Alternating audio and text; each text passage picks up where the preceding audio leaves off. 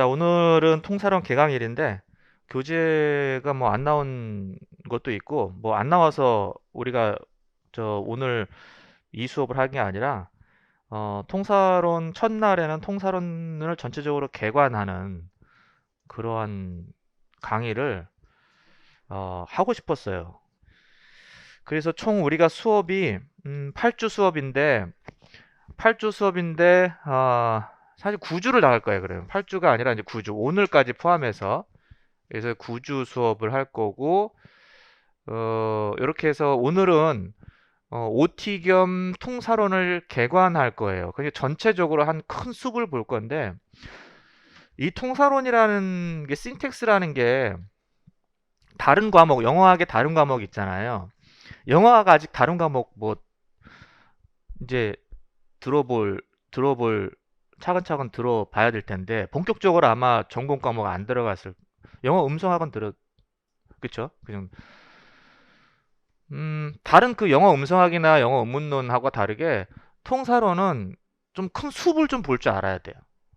요게 숲을 볼 줄 알아요. 통사로는.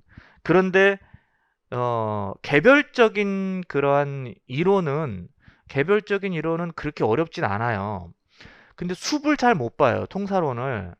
이걸 못 보는지 어떻게 알아? 대학원에서 나도 동료들이나 선후배들 보면은 이거 가지고 헤매는 사람 겁나 많거든요. 통사론을 배우면은 오늘은 뭐에 대해서 이론에 대해서 배웠어. 그 이론이 전체적인 맥락에서 어디에 해당하는지를 그거를 잘 못 잡더라고요. 근데 이 통사론이 전체적인 흐름을 이해해야 개별적인 이론들이 자연스럽게 녹아들거든요. 그래서 굉장히 중요해요.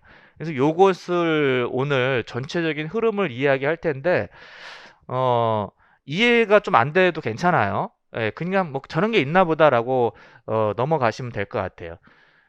최대한 이해하려고 노력 한번 해보시고요. 자, 그래서 오늘 그렇게 공부를 할 거고, 통사로는 이론 과정 1이고 이론 과정 2는 이제 의문론이에요. 예, 의문론이고. 그래서 오늘 1월, 2월 달에 이론 완성 과정 해가지고 통사론을 뭐 기초 심화 과정 이런 거 없어요. 이 과정에서 통사론을 기초부터 심화까지 다 다룰 겁니다. 자, 공부할 때 유의사항 한번 말씀드릴게요. 통사론은 어떻게 공부할 것인가?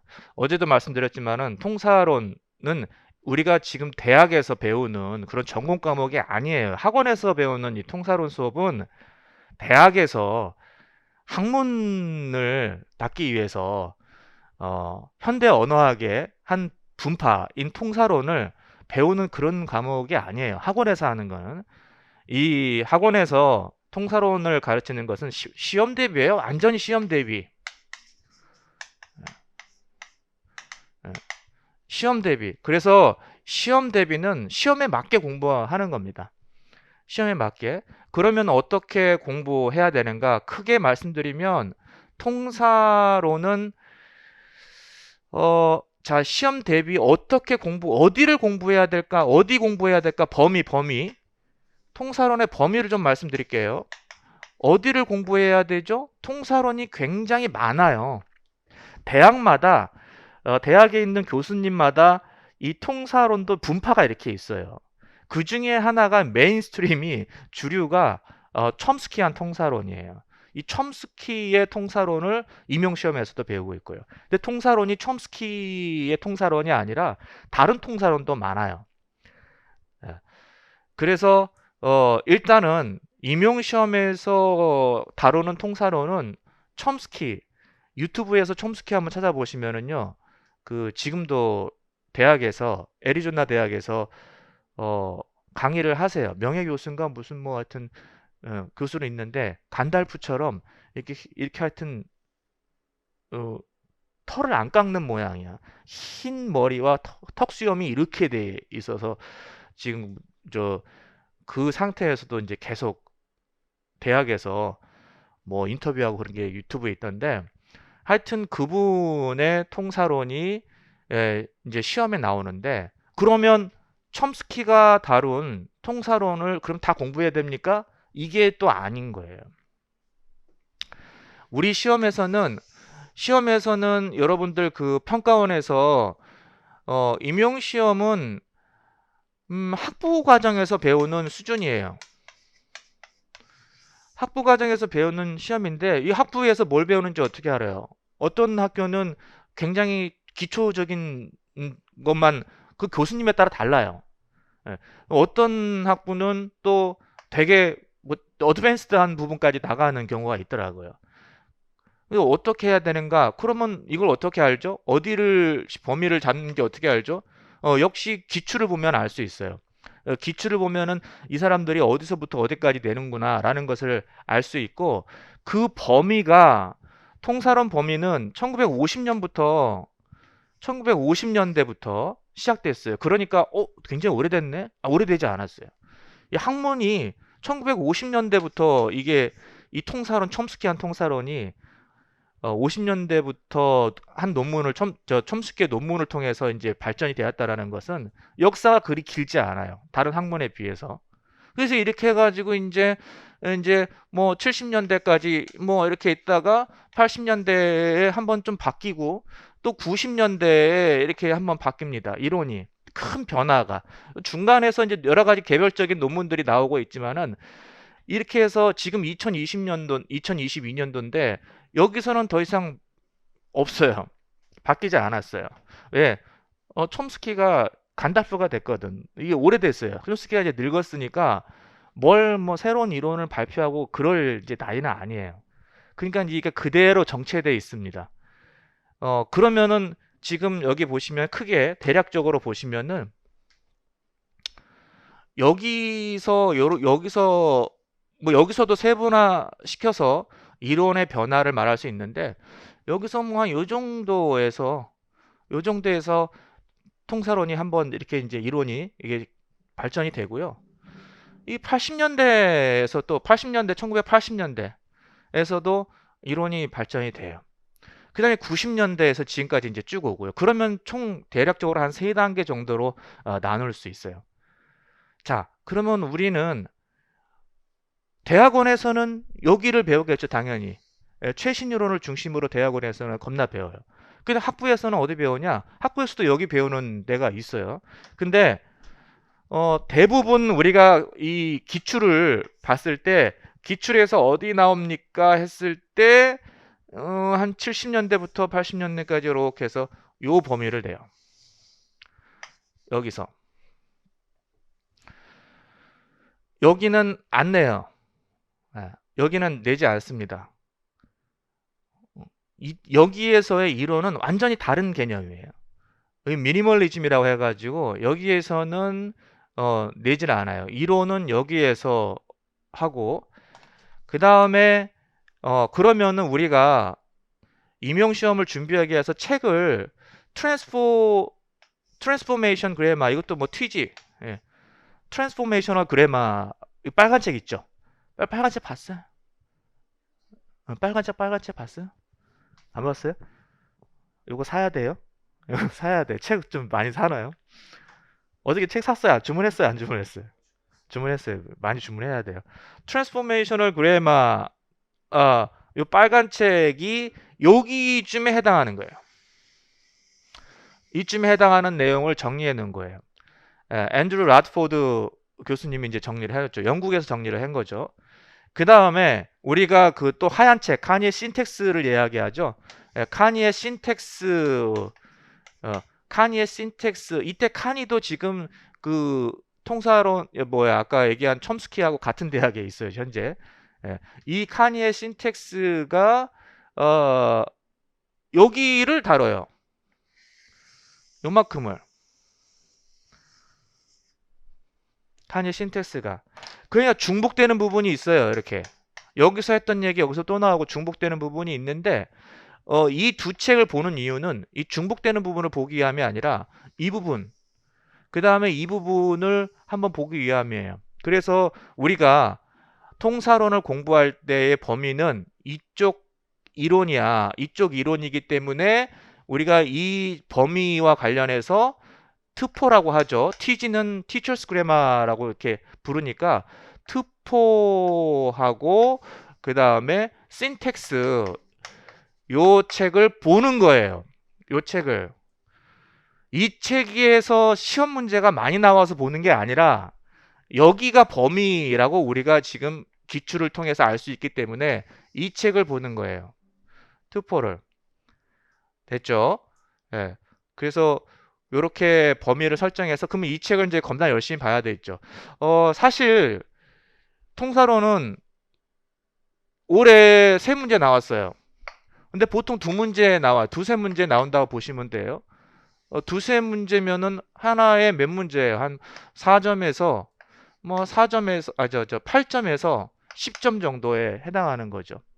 요 점수 받으려고 이 두꺼운 책 두 개를 우리가 열심히 보셔야 돼요. 이 점수가 작은 점수일 수도 있지만은 뭐 1, 2점이 당락을 결정하기 때문에 이게 결코 작다고 할 수가 없어요. 예, 그리고 이 통사로는 쉽게 나오면 겁나 쉽게 나오지만은 어렵게 나오면은 또 어렵게 나올 수 있기 때문에 공부를 철저히 해주셔야 돼요. 기본 공부는요, 공부의 기본은 원서를 많이 읽는 거예요. 예, 원서를 열심히 읽어주셔야 돼요. 공부의 기본은.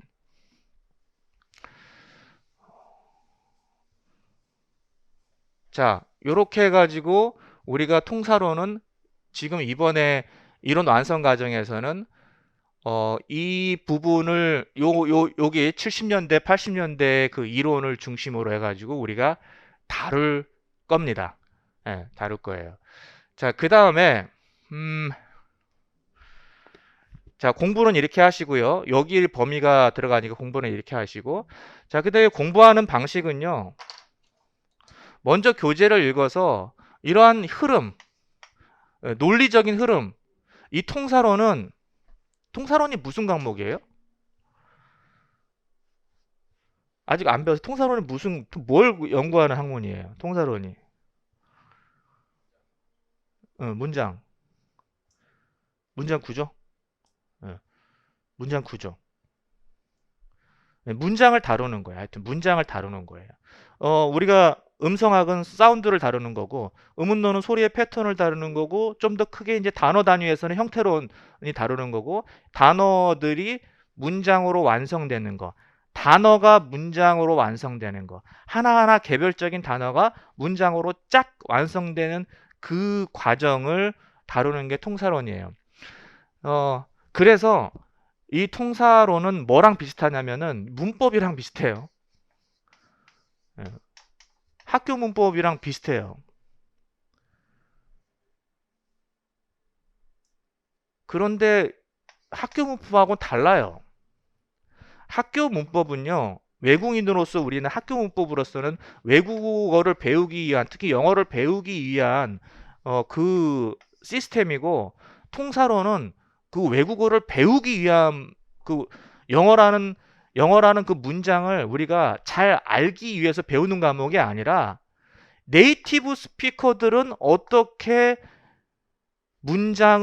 단어를 가지고 문장을 어떻게 만드는지 네이티브 스피커의 그 뇌에 무의식적으로 만드는 그 뇌의 작용을 보기 위함이에요. 완전히 달라요. 똑같은 것을 문법에서도 문장 구조를 많이 이야기하지만 요것은 그냥 티칭을 위한 거예요. 영어 잘 모르지? 그럼 영어 시스템이 이렇게 생겼어. 요거 머릿속에 잘 외워야 영어 잘해. 이런 목표라면은 통사로는 네이티브 스피커가 어떻게 단어를 가지고 문장을 완성하는데 전부 다 문법적인 문장을 완성한단 말이죠. 문법적인 문장을 이렇게 말로 내뱉어요. 어떻게 쟤네들은 문법적인 문장, 비문법적인 문장을 안 만들고 문법적인 문장을 어떻게 만드는지 뇌를 보는 거예요. 그 뇌를 실제 열어서 볼 수는 없지만은 걔네들이 하는 말들을 가만히 분석해 가지고 그 머릿속에 우리 그 교육론에서 어 인간은 그 언어 능력을 담당하는 뇌의 한 부분이 있다고 그거 하죠. 그 부분에서 도대체 무슨 일이 일어나는지를 보는 거예요. 그 부분에서 문장을 만들 때. 그러니까 지금 똑같은 겉으로 보기에는 문장 구조를 다루는 것 같지만은 얘는 좀 달라요. 아주 깊이 있게 인간 그 뇌를 보는 거예요. 무의식적으로 어떻게 만드는지. 그래서 지금 하고 싶은 말은 논리나 전개하는 논리나 쓰는 표현이 달라요. 문장 구조 비문이네 정문이네 라고 이야기하지만 쓰는 표현이 달라요. 그래서 공부하는 방식 다시 돌아오면 동사론이 뭐고 이것이 어떻게 논리적인 흐름으로 어떻게 문장을 완성해 가는 거, 문장을 완성해 가는 거, 단어가 문장으로 완성되는 과정, 이 과정을 보는 건데 이 흐름을 어떻게 이야기하는지 잘 따라가셔야 돼요. 이것을 잘 따라야 돼요. 이건 챕터 1, 챕터 2, 챕터 3로 이렇게 나눠져 있지만은 이 챕터를 내 머릿속에 하나로 자꾸 묶으려고 하셔야 돼요. 자, 요것을 흐름을 잘 이해하셔야 되고 두 번째 아까 말씀드렸던 이 사용하는 표현이 달라요. 익스프레션이.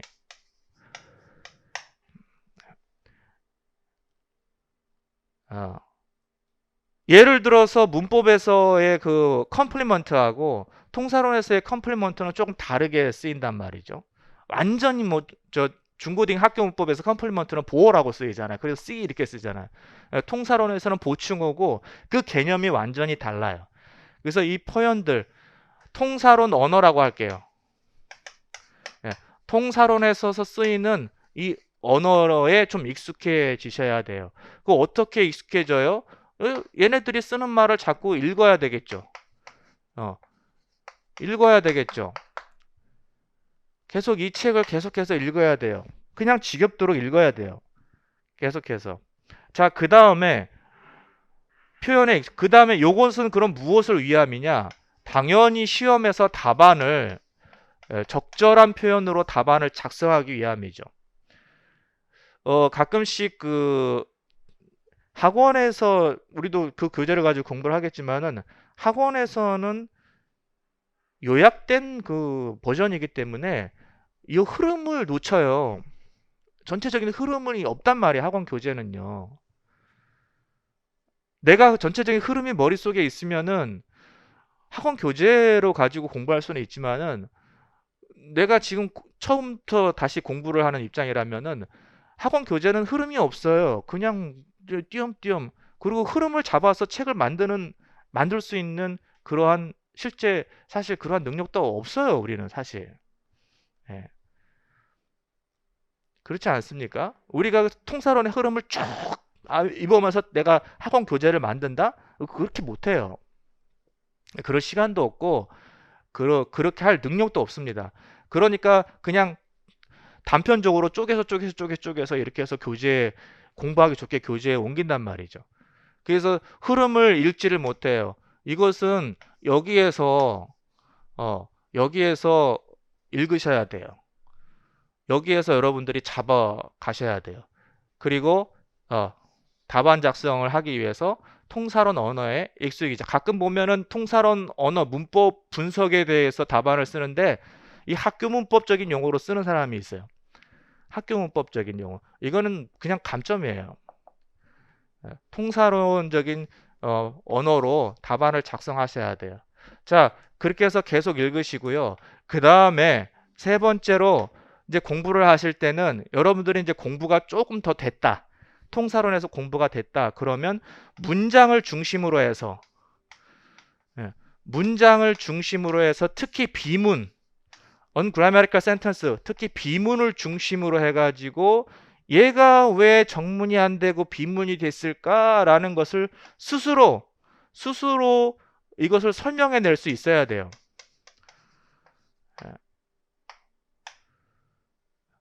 우리가 이 범위 안에서 이러한 작업들을 계속 하셔야 돼요.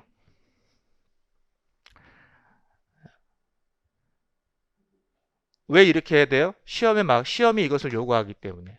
시험 최종적으로 요구하는 게 뭡니까? 이 비문 설명을 요구하거든. 비문 설명을 요구하려면은 이 과정을 내가 알고 있어야 되고 이것을 적절한 표현으로 써낼 수 있는 능력이 있어야 돼요.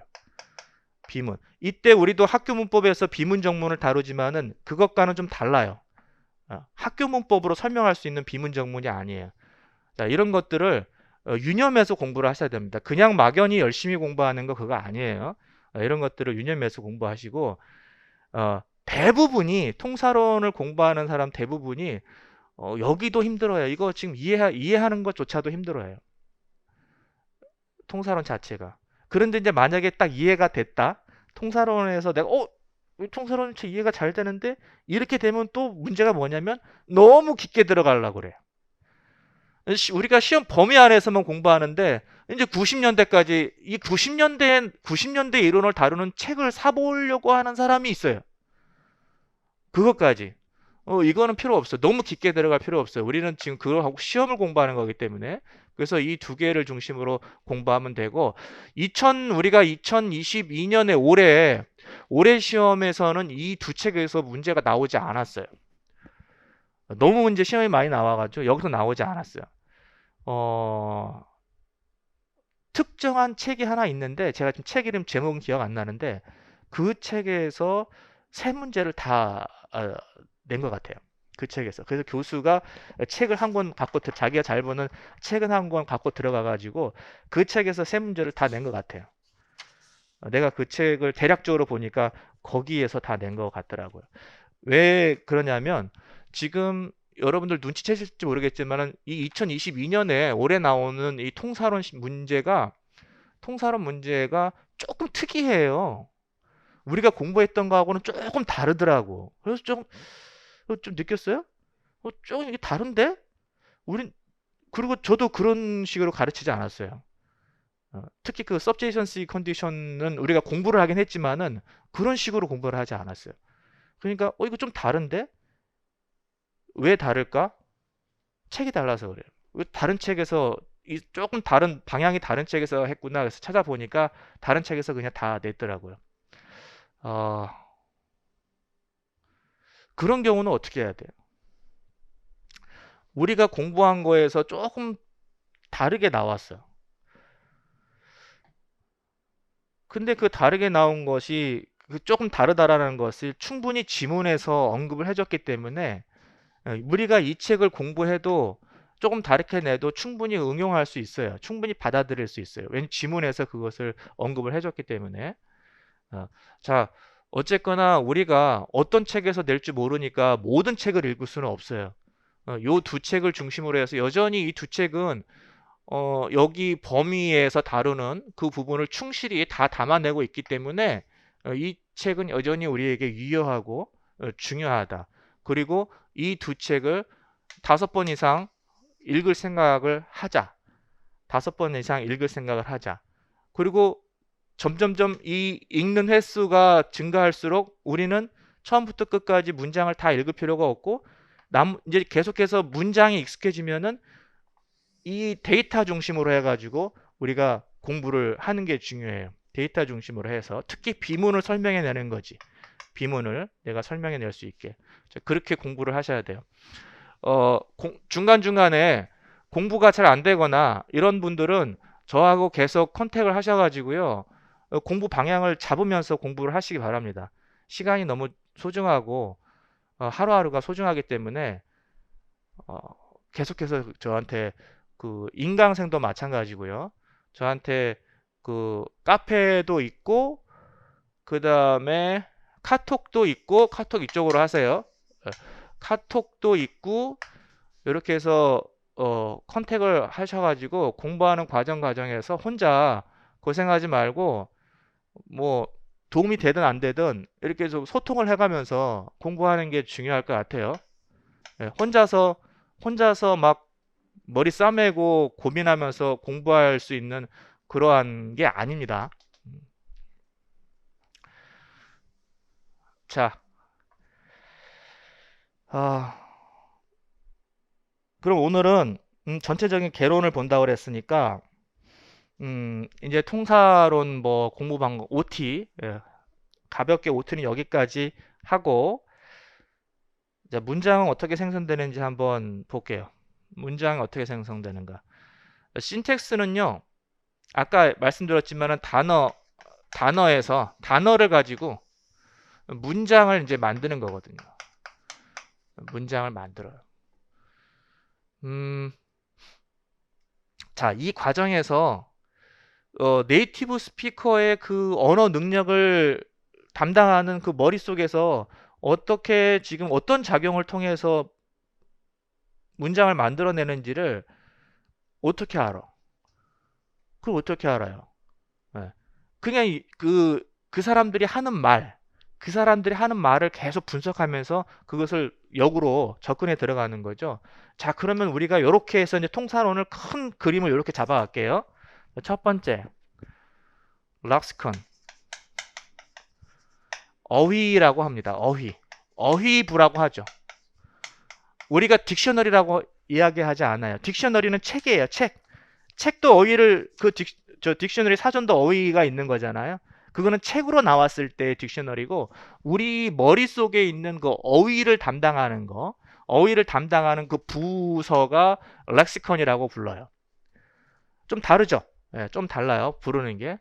자, 이 어휘부에서 일단은 단어를 꺼내기 시작해요.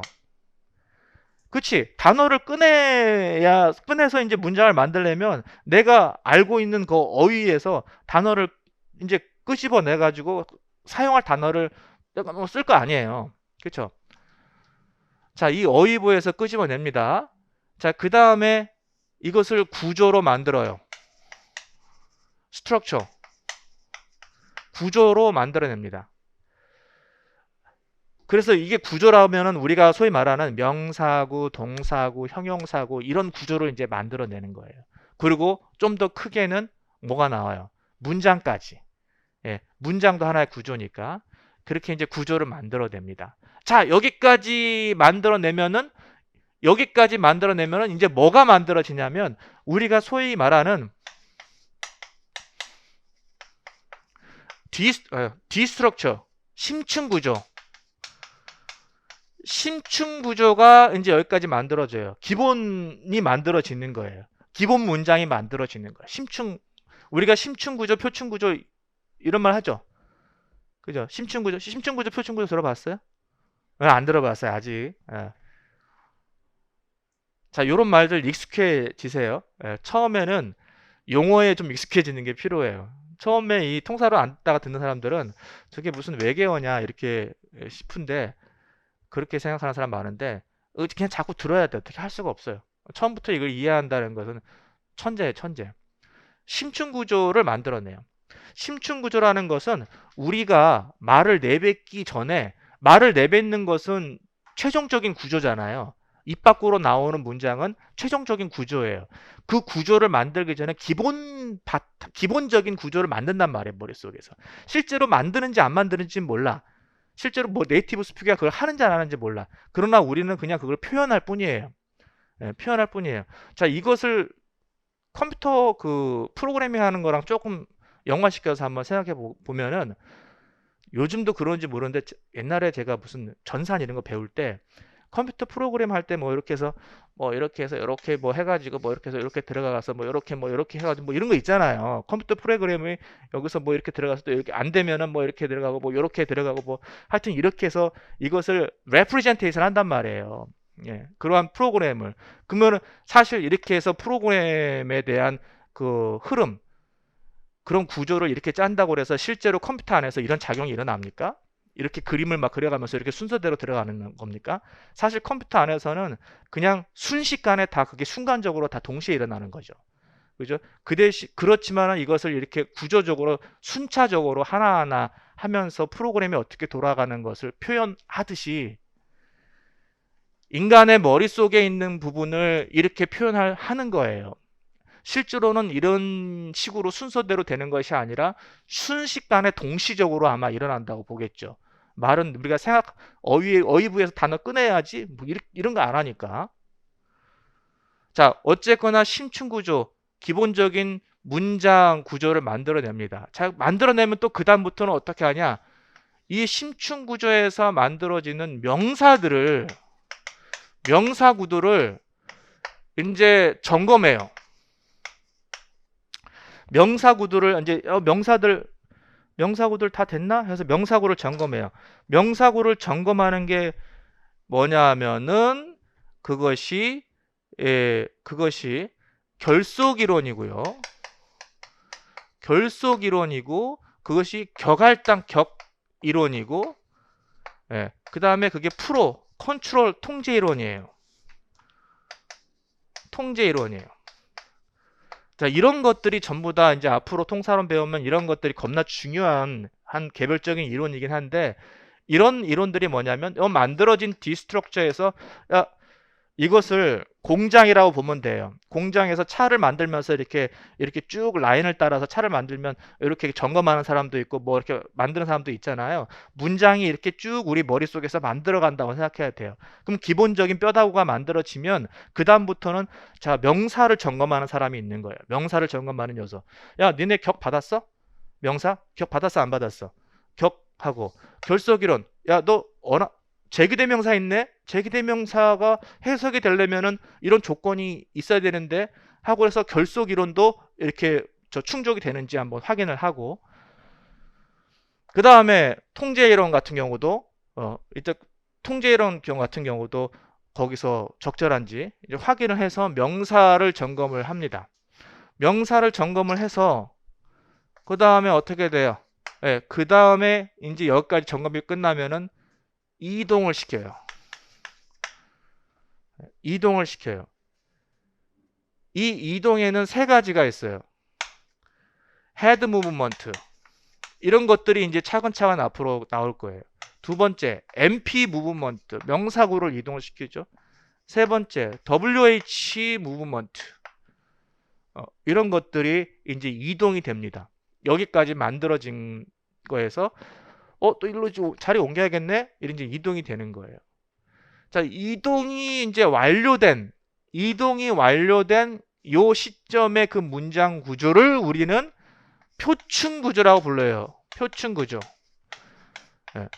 surface structure라고 해가지고 S structure 이렇게 들어가죠. 예. 그래서 그냥 여기서는 DS라고 부르고 여기서는 그냥 SS 이렇게 부르기도 해요. 그 문장 구조를 한 번 기본 문장 구조를 만들고 점검을 하고 이동을 시킨 후에 표층 구조를 만들죠. 자, 이 표층 구조가 드디어 네이티브 스피커의 입을 통해서 나오는 거예요. 나오는 거예요. 그러면 네이티브 스피커는 왜 비문법적인, 물론 술 먹고 막 이러면은 비문법적인 문장도 만들지만 정상적인 상황에서는 정문을 만들어내거든요. 왜 네이티브 스피커들은 그렇게 수많은 단어들을 막 조합해서 만드는데 전부 다 정문만을 만들까? 이러한 과정을 거쳐서 최종적으로 표층 구조를 만들어내기 때문에 그래요. 그럼 이제 우리는 뭘 배우냐? 이러한 중간중간에 도대체 이런 것들이 어떻게 작용을 하는지, 여기서 구조를 만들어낼 때 아까 안 적었는데 엑스바 이론, 엑스바 티어리, 이런 것들이 이 이론이 여기서 이제 적용이 되고, 이런 이론이 어떻게 적용이 돼서 구조를 만들어내는가. 여기에서는 또 뭐가 있어요? 여기에서는 세타 티어리, 세타 티어리 이론, 아규먼트라는 개념, 논항, 이런 개념들을 가지고, 이런 개념들이 지금 책에 이제 앞으로 계속해서 볼 거예요. 이런 것들이 이제 각 챕터별로 여러분들한테 소개가 돼 있고, 이런 것들이 뭐예요? 이러한 과정 하나하나를 그 공장에서 문장을 만들어내듯이 이런 과정에서 문법적인 문장을 만들어내기 위해서 이제 그 얘네들이 관여를 하는 그런 이론이에요. 만약에 격이론, 명사구는 격을 받아야 되는데 또 보니까 격을 안 받고 있어. 그럼 그 입 밖에 못 나가는 거예요. 입 밖에 못 나가요. 얘가 지금 너 나가지 못해. 너 안 돼. 너 문장 안 돼. 해서 얘가 그것을 이제 캔슬을 시켜버리는 거죠. 그러면 그 문장은 네이티브 스피커 입에서 안 나오는 거예요. 그래서 문법적인 문장만 나오는 거예요. 이런 것들. 이게 전체 그 통사론에서 말하는 렉시컨이 어떻게 문장으로 완성되는지를 지금 보여주는 단계가 렉시컨에서 구조 만들고 명사구 점검하고 최종적으로 이동시키기까지 아주 심플하죠. 이 네 가지 단계를 거치는데 이 각 단계마다 필요한 이론들을 우리가 배우기 시작할 거예요. 여기까지 뭔 말인지 이해되시죠? 대략적으로. 자, 이 개별적인 이론들은 이제 앞으로 차근차근 배워갈 거니까 이런 것들을 이제 8주 동안 오늘 빼고 오늘 포함하면 9주 동안 요런 것들을 차근차근 배워 갈 겁니다.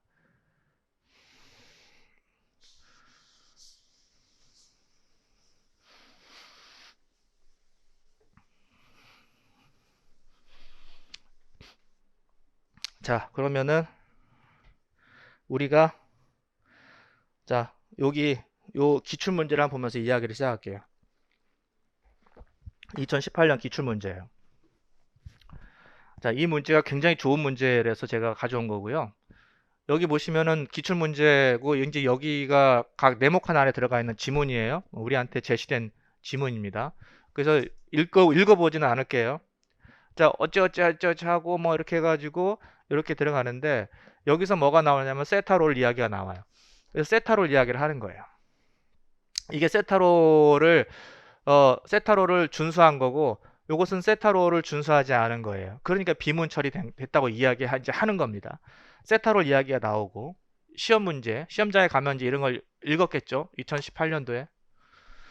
자, 그 다음에 또 계속 지문이 계속 됩니다. next, 그 다음에 consider sentence 이렇게 나와서 쭉쭉쭉 나가는데 여기서는 이제 무슨 얘기를 하냐면은 binding theory를 이야기를 해요. 그래서 이것은 바인딩 티어리를 준수하는 거고 준수하지 않아서 비문이 되는 거예요. 개별적으로 보면은 바인딩 이론만 이렇게 들어가는데 이 바인딩 이론이 어디에 속해 있는지 큰 공장의 만든 생산 과정에서 바인딩 이론이 뭐 하는 건지를 이해하면서 읽으면 전체가 이렇게 잘 조립이 될 겁니다. 자, 바인딩 이론이 두 번째 나왔어요. 넥스트 해가지고 그 다음에 finally 이제 마지막으로 finally에서 뭐가 나왔냐면은 무브먼트와 관련해서 나왔죠. 무브먼트와 관련해서 제약이 나왔습니다. 그래서 무브먼트도 어떤 요소를 다른 장소로 옮기는 건데 그것이 아무렇게나 옮기는 게 아니겠죠. 제약이 있어요. 그 제약, 그 규칙에 맞게 옮겨야 돼요. 얘는 맞게 옮겨서 그렇고 얘는 잘못 옮긴 겁니다. 그게 비문인 거예요. 그래서 그 이야기를 한 겁니다. 여기서 지문이 이제 끝나게 되는 거죠. 세 가지를 얘기하고 있어요. 하나가 세타롤과 관련된 이론, 바인딩 결속 이론, 그 다음에 이동 제약과 관련된 거, 요 세 가지를 이야기하고 있는데, 그래서 여기서 이제 우리한테 그것을 제시를 해주고, 우리한테 이 문장을 제시를 해주고, Tom appears to Mary to believed by his friends to brag about himself 이렇게 들어갔죠. 이게 정문이냐 비문이냐 이제 이렇게 물어보는 거예요. 자, 이 기출 문제를 잘 보시면은 처음 우리가 공부를 할 때 이게 정문인지 비문인지를 어떻게 알아요? 우리가 외국인인데 네이티브 스피커가 아닌데 이게 좋은 문장인지 나쁜 문장인지 어떻게 알아요? 공부할 때 시험장에서 우리가 이 문장을 외웠을까? 이 문장을 외울 수 있어요? 이 문장이 정문인지 비문인지 우리가 그 전에 공부를 했어야 됐나요? 할 수가 없죠. 문장은 얼마든지 다양한 문장이 나올 수 있기 때문에 이게 정문인지 비문인지 알 수가 없어요. 그거 어떻게 알아요? 아까도 말씀드렸지만 비문 위주로 내가 비문 중심으로 설명을 해 나가면서 공부를 해야 이런 것들이 해결이 되는 거예요. 네이티브 스피커들은 읽으면 좀 이상한데? 라고 바로 알 수 있죠. 근데 우리는 네이티브 스피커가 아니기 때문에 이게 정문인지 비문인지 보세요. 자, state whether sentence 5가 synthetically well formed냐, ill formed냐, 좋냐, 나쁘냐 말해봐 라고 해서 먼저 우리한테 문제를 제시하고 있어요. 이렇게 공부를 해야 이러한 문제에 답변을 할 수가 있죠. 이건 정문이에요. 정문인지 알 수 있어요. 요걸 하면은 비문 정문을 우리가 잡아낼 수가 있어요. 자, 그 다음에 또 뭐라고 했냐면은 설명해봐. 자, 이게 비문인지 설명을 하는 중심으로 우리가 공부를 했다면은 당연히 설명할 수 있어요. 설명해봐. 근데 설명하는데 어떤 것을 어떻게 설명해야 되는지를 얘기하고 있죠. 매트릭스 서브젝이 이제 이게 탐이에요. 탐이 세타로를 받는지 안 받는지. 그 다음에 이동 제약을 어겼는지 안 어겼는지, 그 다음에 결속 이론을 위반했는지 위반하지 않았는지, 아까 지문에 나왔던 세 가지 그 이론이 제대로 다 준수가 됐는지, 정문이라면 준수가 다 돼야 되겠죠. 그래서 그게 다 됐는지를 설명을 해봐. 어떻게? 영어로. 그럼 영어로 쓰면은 적절한 표현이, 거기에 적절한 표현, 통사론 언어를 갖다가 써야 되겠죠. 이렇게 해서 답을 하는 건데, 자, 이러한 문제가 우리한테 무엇을 요구하냐면요, 이러한 문제가 이 문장이 문장의 생성 과정을 물어보고 있는 거예요.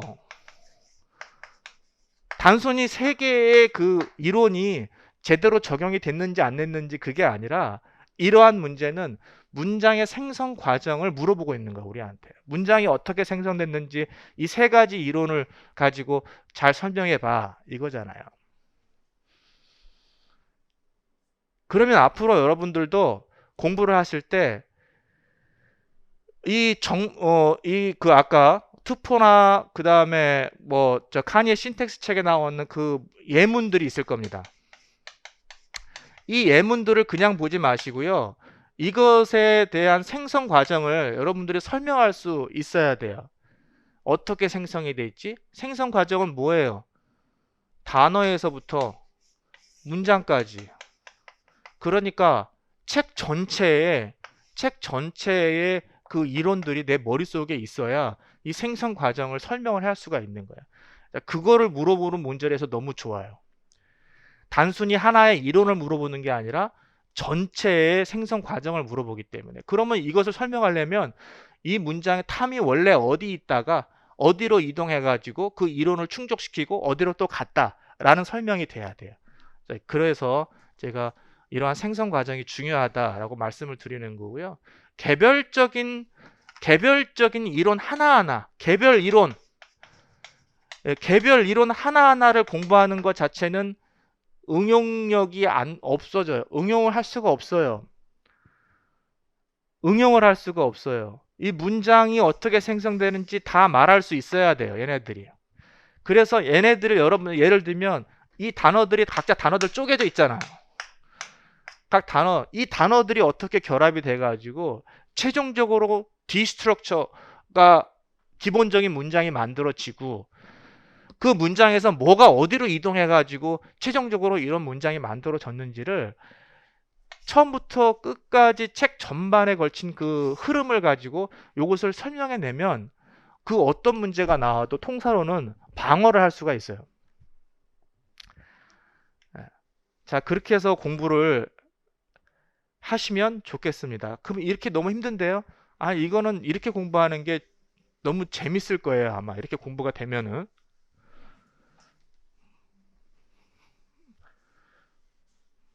그래서 통사론을 공부하면은 왜 그 임용시험에서 통사론 문제가 나와요? 저거 학교에서 쓸모없는데. 그렇진 않아요. 통사론을 잘 공부하면은 학교의 그 문법 있죠? 학교 문법에 대한 아주 깊은 통찰력이 생겨요. 그래서 학교 문법은 문법도 몰라 죽겠는데, 그게 아니라 그 문법을 내가 주무를 수 있는 이런 깊은 통찰력이 생겨요, 통사론을 공부하면. 네. 그래서 굉장히 임용시험에 나오는 이유가 바로 그것이다 라고 볼 수 있어요. 자, 그러면 문제가 이렇게 나왔기 때문에 우리가 어떤 식으로 공부를 해야 되는지 말씀을 드렸고, 조금 쉬었다가 이제 특정한 이 문장, Which detectives do you expect to admire themselves most? 라는 문장이 이제 단어에서 어떻게 만들어지는지, 어떤 이론을 중심으로 해서 어떻게 만들어지는지를 구체적으로 한번 이야기를 한번 해볼게요. 그래서 최종적으로 어떻게 이 문장이 나오는지, 이 문장이 만들어지기까지 도대체 어떤 이론들이 적용이 되는지를 하나하나 구체적으로 한번 볼게요. 좀 한 10분 쉬었다가 가보도록 하겠습니다.